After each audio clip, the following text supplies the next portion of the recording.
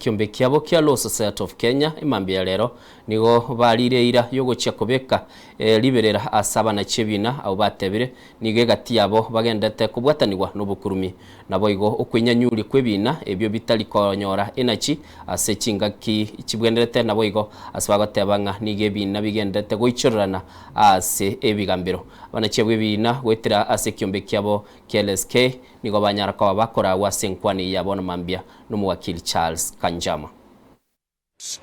We are asking every lawyer not to appear in any court that is subject to the targeted court boycott, and that includes the Supreme Court. As LSK, we are immediately preparing notice to those specific judges and magistrates so that they can take out the matters. Number 6, is it 6 or 7?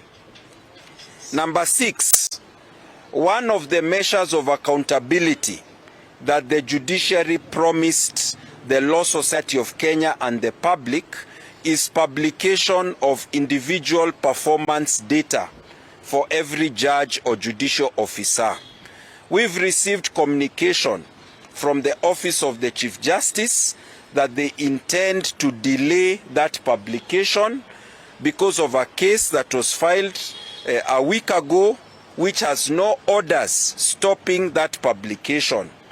We strongly deplore the rollback of accountability, which is what the Law Society of Kenya has been pushing for. Every one of us must carry, and is a fight that each and every one of us must be determined to see won. And we want to encourage the leadership of the Law Society that we are together with them, the membership is together with them, the country is together with them, and we must win this war. Thank you very much.